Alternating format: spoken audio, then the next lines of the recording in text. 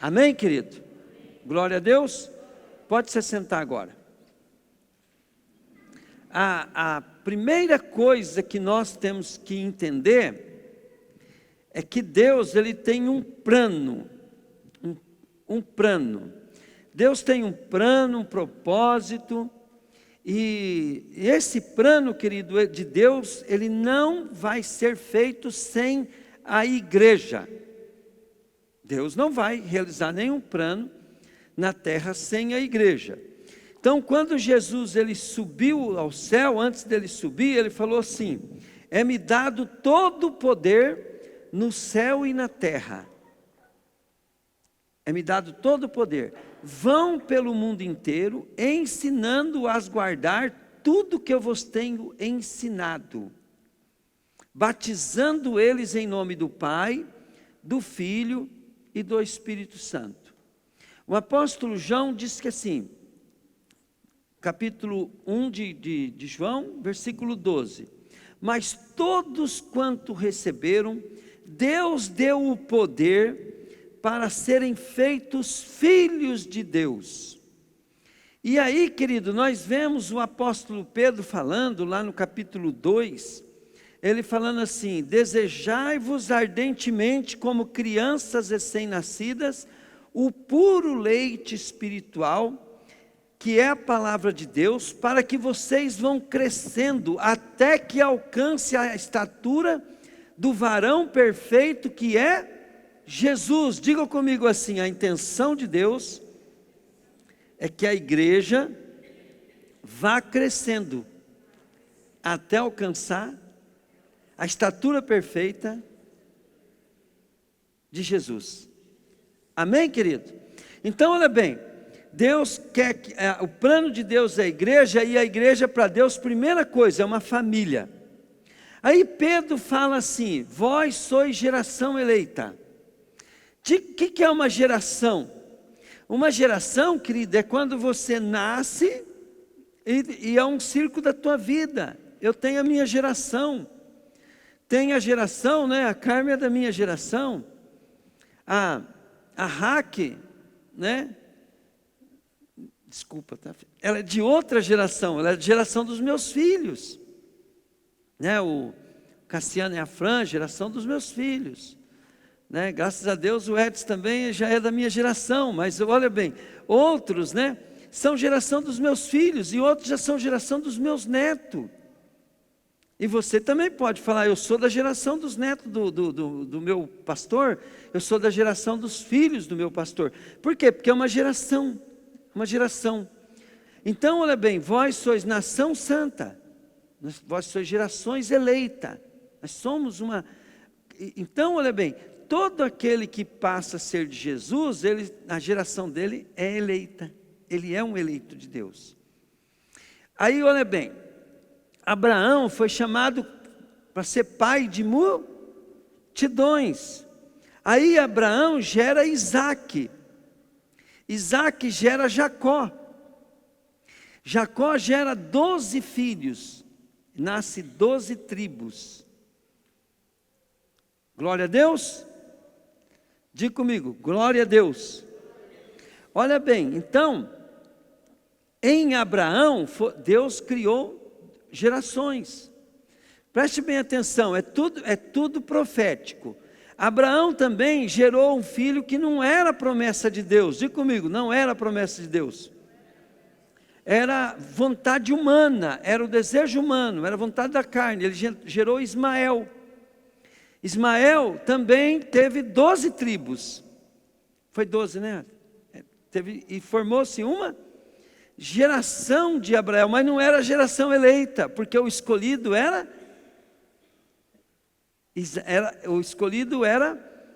a geração de Isaac, não de Ismael. Então, Ismael formou também outras tribos. Glória a Deus.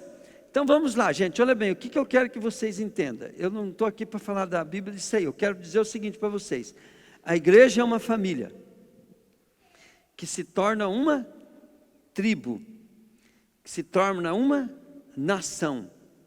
E nessa nação, né, tem a nossa geração. Nós somos a geração de Samuel.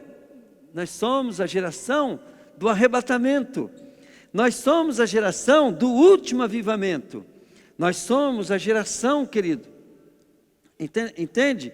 Aonde, querido, Jesus vai voltar. Nós somos a geração que Jesus, né, está trabalhando na plenitude, no final dos tempos. Nós somos a geração dos últimos dias. Glória a Deus. Agora preste bem atenção. A palavra igreja significa para Deus família. Só que daí, querido, existe outra coisa que a igreja também é. E nós vamos falar outra coisa. O que vocês acham de uma família que não se reúne, está certo? Que não se consideram. Eu quero ler para vocês Gálatas 4:19. Uma coisa que eu quero que vocês entendam é que uma das funções do mundo, do diabo, é destruir a ideia correta de igreja. De igreja. Então nós temos na nossa vida a igreja como religião. Vou repetir isso aqui porque é bom ser repetido várias vezes, porque nós ficamos a vida inteira pensando que a igreja é uma religião. Nós ficamos a vida inteira pensando que a igreja era um prédio. Então, toda vez que eu pensava em igreja, na minha cabeça era a imagem da igreja matriz de Bandeirantes.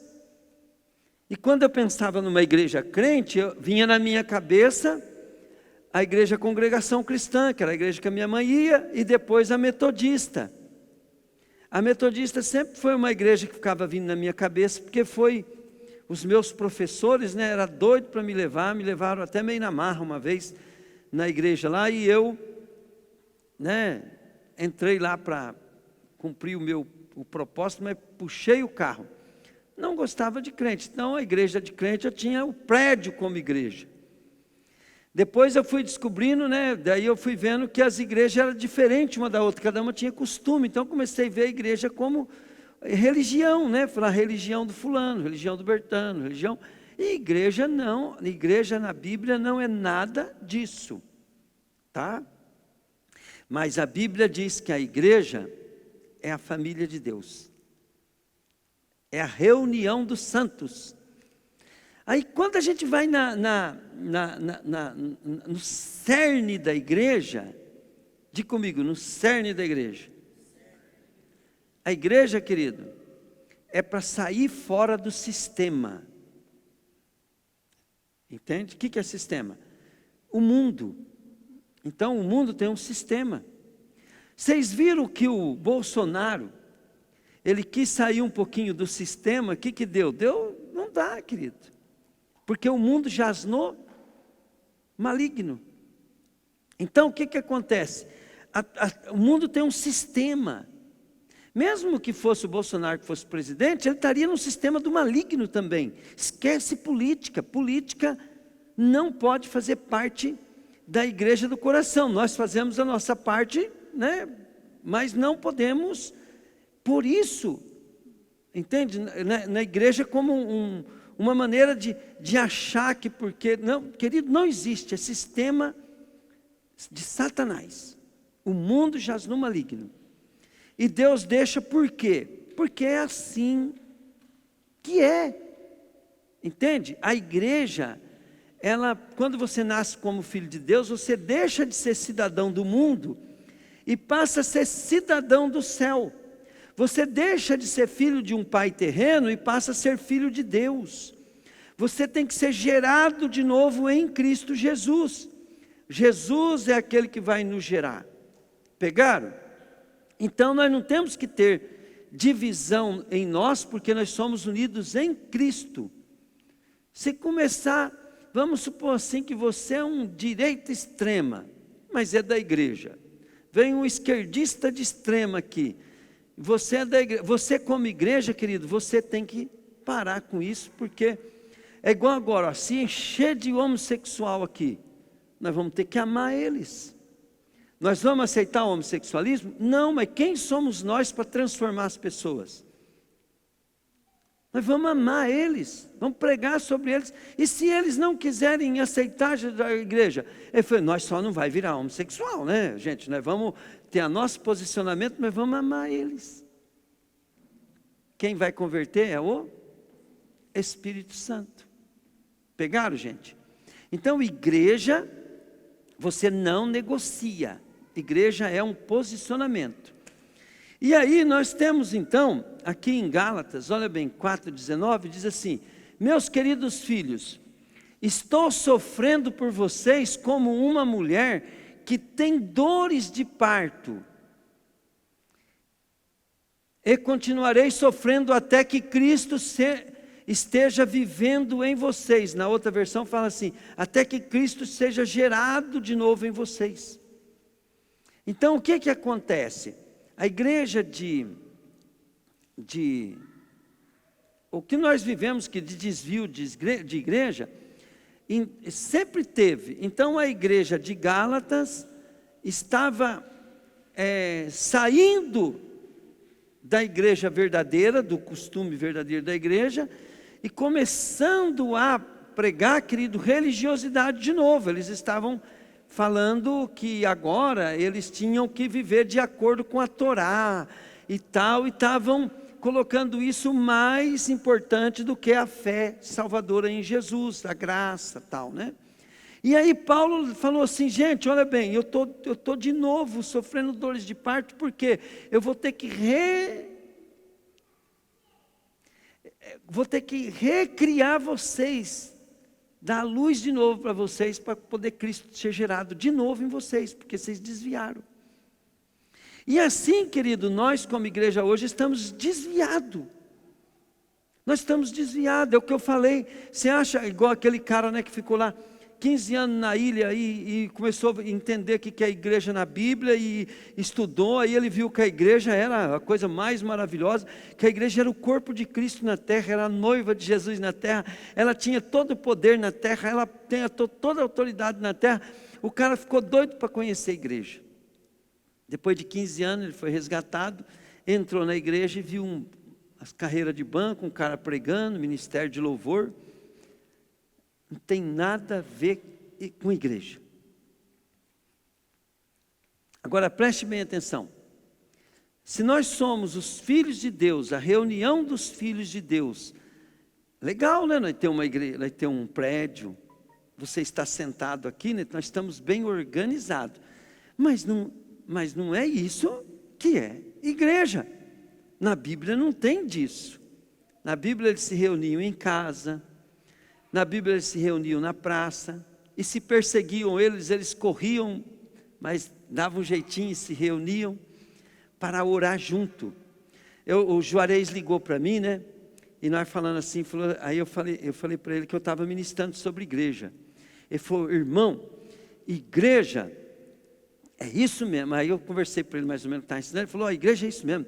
Igreja é assim, ó. Nós pega, né, irmão? Nós reúne e chama os irmãos. Vamos fazer uma volta aqui. Coloca o irmão necessitado. Vamos orar. Vamos, mais ou menos isso. E vamos orar, vamos buscar Deus.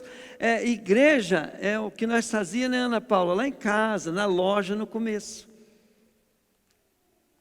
Aí, né, por causa das bênçãos de Deus, nós vira casaca e começa a colocar cadeira na igreja, começa a organizar a igreja, começa a colocar som na igreja, começa a melhorar as coisas na igreja, e nós perdemos a igreja. Deixa de ser igreja. Aí nós somos religião, nós somos um clube, nós somos qualquer outra coisa, menos igreja.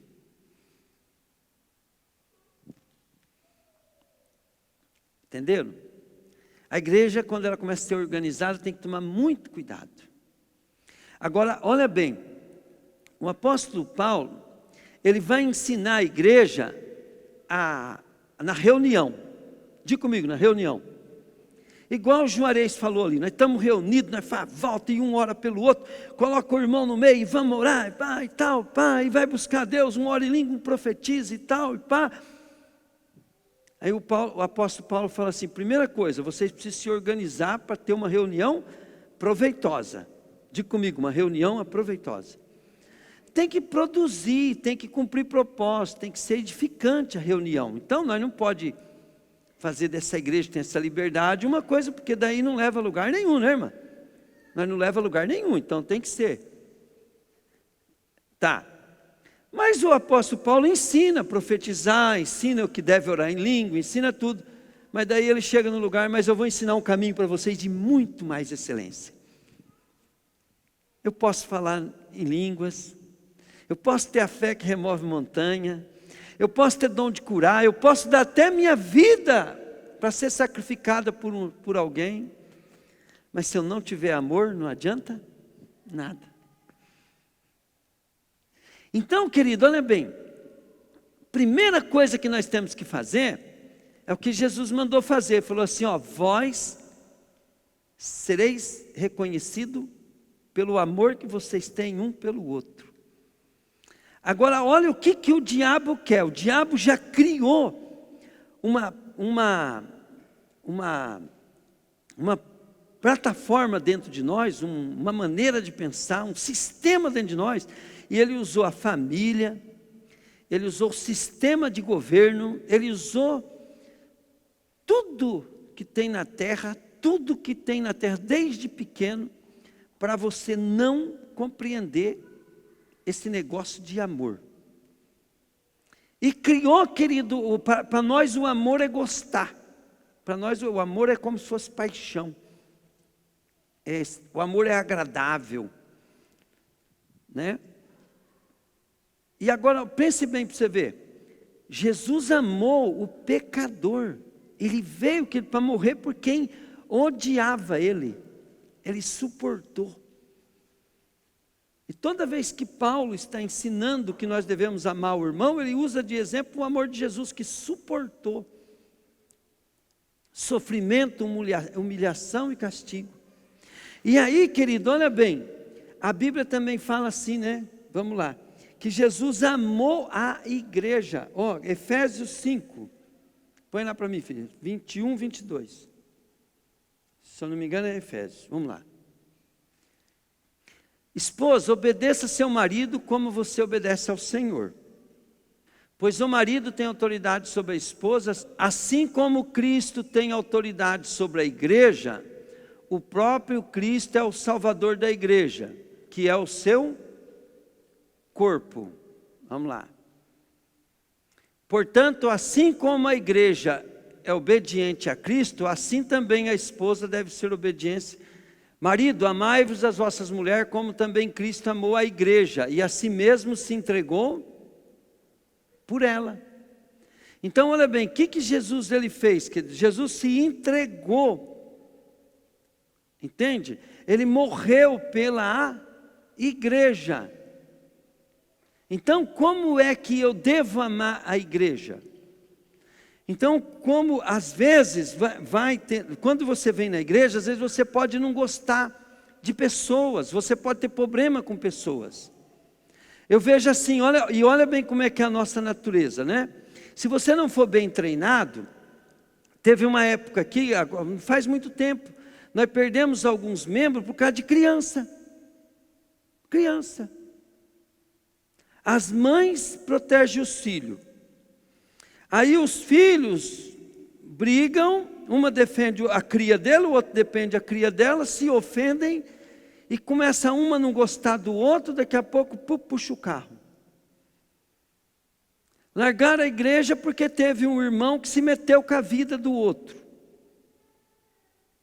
Agora preste bem atenção, isso não acontece em qualquer família? Vamos, gente, acontece ou não? Acontece ou não? Então quer dizer, essa pessoa que largou a igreja tem entendimento do que é a igreja? Tem, filha? Não. O problema não é a pessoa abandonar a igreja, a pessoa tem razão de largar a igreja. Porque não tem entendimento de igreja. Porque se ela tivesse entendimento da igreja, jamais ela abandonaria a igreja. Ela resolveria aquilo, mas jamais sairia da igreja. Então as pessoas nós precisamos ser igreja e ensinar a igreja a ser igreja. Por quê? Porque essas coisas estão acontecendo em todas as igrejas. Mãe deixando Família deixando a igreja por causa de criança. E uma mãe brigando por causa da sua cria e nós perdendo membros. E como é que o pastor fica nisso? E não dá nem para conversar, porque se a pessoa está nesse ponto, se a gente for conversar, eles vão ficar mais ruim ainda. E aí o pastor não pode fazer nada, porque piora a situação. Homens que não podem escutar uma... Querido, quando você vem na igreja, a primeira coisa que você tem que saber, o pastor não precisa de permissão para te repreender. O pastor não precisa de permissão para te corrigir. Ele não precisa de permissão. Por quê? Porque você já entrou na família de Deus e a Bíblia dá essa autoridade para o pastor, entende? Te corrigir. Então você não entendeu o que é a igreja para aceitar a correção, entende? Mesmo que doa, mas ter uma atitude certa de não abandonar a igreja. Entende? Você está aqui para ser corrigido. Querido, se nós não precisássemos ser melhorado, então, se nós estamos bom, Deus quer fazer nós ficarmos melhor. Se nós estamos ruins, nós vamos ser corrigidos. E se você não compreendeu o que é a igreja, querido, você não vai conseguir aguentar uma correção. E aí você vai deixar de vir na igreja. E você deixa de vir na igreja porque você começa a achar que a igreja não é tão importante assim. Agora preste bem atenção. Quando você vê que a igreja é o corpo de Cristo, e que se afastar da igreja é se enfraquecer, é deixar de se alimentar, é abandonar a família de Deus, é se distanciar do corpo de Cristo, é sair fora do plano de Deus, então você vai. Se você não entender que é isso, você vai sair da igreja. Agora, se você começar a compreender o que é a igreja, querido, pode vir a luta que for. Se você perguntar para a Rose, se nós for lembrar, né? Tudo que aconteceu na nossa vida, querido, nós não frequentaríamos a igreja de jeito nenhum. E se nós tivéssemos saído, nós tínhamos perdido. E até teve época na nossa vida, até no ministério, que nós pensávamos errado sobre a igreja. Aí, querido, esses dias Deus estava falando para mim, meu Deus, mas por que falar tanto de igreja? Ele falou, então, agora está a hora do posicionamento do teu ministério. Como é que é o nome do ministério? Quem que é a noiva? E nós só vamos poder ter esse ofício se nós aprender a ser igreja. Agora deixa eu perguntar, o que nós temos que aprender a fazer primeiro agora? Qual é que tem que ter a nossa atitude? Qual que deve ser a nossa oração para nós agora ser transformados? O que é? Fala alto, filho. O que é, filho? Amar. O que é? Amar. O amor vai encobrir multidões de pecado. O amor vai encurtar o caminho. O amor vai fazer. E amar, querido, é gostar? Não. Amar, querido, o amor tudo sofre, tudo crê, tudo espera. O amor nunca falha. O amor não é gostar, querido. O amor é você começar a compreender. Deus tem um plano. Deus tem promessa. Deus vai retribuir a cada um segundo as suas obras. Eu vou morar com Ele e determina quem eu vou ser e o que eu vou ter na eternidade. Entende? Isso são motivos para amar. Se o motivo meu para amar, mas eu não gosto, ele me ofendeu, eu não quero mais saber, você não ficou firme nas promessas. E olha que tem um canto que diz assim, ó, firme, firme, firme nas promessas de Jesus, meu mestre. Promessa, querido, de Deus, vai te fazer viver pela esperança, e a esperança vai fazer você ter escolha certa. Agora preste bem atenção, a Bíblia também fala sobre uma construção que Deus está fazendo, e isso está, eu acho que está, agora que é Efésios 2, 21, põe lá, tinha separado, mas não sabia, ó. Ele mantém o edifício todo bem firme, faz com que cresça como templo edificado ao Senhor. Vai no 22. Assim vocês também, fala comigo, gente, unidos. Vocês não falaram bem forte, hein? Vamos lá. Assim também, unidos. Ó, estão sendo construídos junto com os outros. Vamos de novo, junto com os outros. Fala para o teu irmão aí, não tem jeito. Você vai ter que me suportar. Ó, para se tornarem uma casa onde Deus vive por meio do seu Espírito, do Espírito. Aleluia. Então pensa bem, ó, a promessa do Senhor para nossas vidas é que não vai passar daquele portão lá, o coxo vai estar andando, o cego vai estar vendo, o morto vai ser ressuscitado, vai vir aqui adorar a Deus, não vai para... Entendeu? Só que para isso nós precisamos estar juntos, e esse cimento que nos une chama-se amor, e nós vamos ter que aprender a amar, mas só no amor de Cristo, querido, porque o amor do homem é imperfeito. Amém? Agora eu vou dar uma ideia para você, o que é uma construção, que você tem que entender. Diga comigo, o projeto é de Deus. Diga de novo, o projeto é de Deus. Então vamos supor assim, tem um prédio em construção, e o cara vai me levar lá para ver aquele prédio. Ele chega lá e ele fala assim, ô irmão Trovati, aqui vai ser a cozinha, ali em cima vai ser o quarto, ali vai ter isso, aquilo, aqui vai ser meu escritório, aqui não sei o quê. Mas a construção está começando. Querido, por mais que esse cara me explique, me mostre, eu vou entender o projeto? Vou. Você acha que eu vou visualizar aquilo pronto? Fala comigo, não. Assim é a igreja.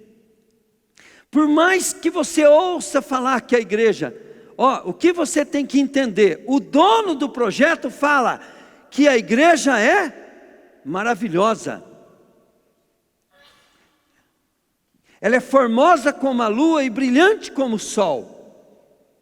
Ela é a noiva sem mancha, sem ruga. Só que ela está em construção. E você precisa confiar nos comandos do arquiteto. Agora olha bem, se você não estiver ligado em amor, você está atrapalhando o projeto.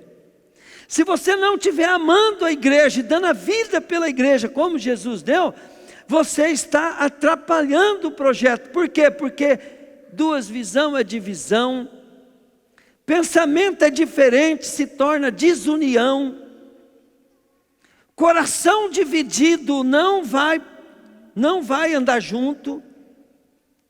Então nós temos que pegar, querido, e falar assim, eu preciso amar meu líder e orar por isso. Eu preciso obedecer meu líder. Não é porque o líder merece alguma coisa, porque o líder não é perfeito.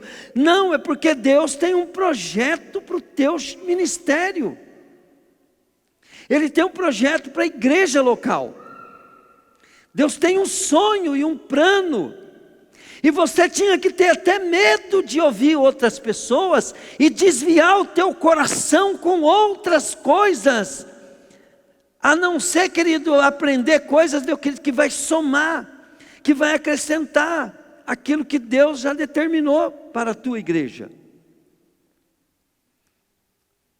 Aí sim, Jesus falou, quando vocês concordarem em qualquer coisa, e quando ele fala em qualquer coisa, mas ele também explicou que tudo que pedir, se for da vontade do Pai, será feito, porque o Pai não vai fazer aquilo que é mal, mas o Senhor já disse que o nosso ministério é uma arma na mão dele. Ele deu um nome para o nosso ministério, ele deu um propósito para o nosso ministério. Então você já sabe que tipo de propósito Deus tem. E você é um membro, você não precisa se preocupar, você não precisa ter os dons, você não precisa ser capaz, mas alguma coisa vai manifestar na tua vida que vai fazer com que você seja necessário, útil. Amém? Fala comigo, glória a Deus. Outra coisa que você tem que compreender, olha bem, uma coisa você tem que compreender. Compreenda uma coisa aqui. Se você tem uma igreja, a igreja você é sua família. Agora você faz parte desse corpo. E ali, você tem a tua convivência. E Jesus chama a igreja de quê? Noiva, esposa, amada dele. Ele deu a vida por ela. Ele amou ela e deu a vida por ela. Então pense bem. Eu arrumo um amigo.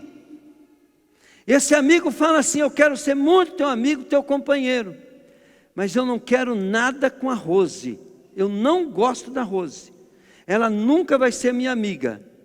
Você aceitaria essa amizade? Você aceitaria, Pedro? Você aceitaria essa amizade? Então, quando você tem um amigo, que ele fala assim, eu quero ser seu amigo, mas eu não quero ir na tua igreja, ele não é teu amigo. Quando você coloca isso sobre a tua igreja, você coloca esse cara no lugar dele. Entende? Não para desprezá-lo, mas para que ele até tenha uma chance de compreender que você é firme naquilo que Deus tem para a tua vida. Porque se você negociar isso, querido, você não faz parte, Deus não pode contar. Porque a primeira coisa que tem que haver é concordância. Essa concordância chama-se amor. E amor é sacrifício. Entende? Para você se dar bem na vida, você vai ter agora, está aprendendo que você tem que ser igreja. E você tem que ser uma igreja top. Como é que você vai fugir dos princípios? Então, se você chegar em Jesus e falar assim, Jesus, eu vou ser salvo, eu vou te amar, eu vou te servir, eu vou te fazer coisas, só que eu não vou frequentar a tua igreja, eu não quero saber da igreja. Você acha que Jesus vai aceitar, Yumi? Se você não aceitaria com a tua esposa, Jesus vai aceitar? Jesus vai aceitar? Então nós como igreja temos que aprender isso também para ensinar as pessoas, até os nossos amigos que nós queremos ganhar isso para Jesus. Falou, cara, desculpa falar, você conhece tudo, Jesus conhece. Você sabia que não tem um versículo no Novo Testamento que não foi escrito para quem? E se você não for igreja, e para ser igreja, tem que se reunir com os irmãos. Para ser igreja, tem que ter projeto com os irmãos. Para ser igreja, tem que ter uma proposta de Deus para ajudar nela. Então, quando nós dizimamos e ofertamos, é porque nós estamos sendo igreja, estamos contribuindo, cada um contribui. Por que 10%? Porque 10% é uma ideia. Dízimo não salva ninguém, nós não somos obrigados a dar dízimo, Mas 10% é uma ideia muito espiritual, muito bacana, muito justa. Porque se eu ganho R$1, eu dou 10 centavos. Se eu ganho 100 mil, eu dou 10 mil. E todo mundo deu o quê? 10%. Cada um contribua segundo aquilo, né, que pode, que propôs no teu coração. Glória a Deus. Vocês estão entendendo agora? Então vamos repetir para ficar bem firme. Fala assim: se não for igreja,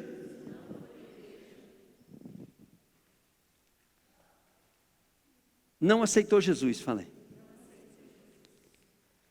Agora preste bem atenção, que se nós trazer as pessoas para a igreja que nós criamos, nós temos que destruir essa igreja que nós criamos e pegar a igreja de Cristo.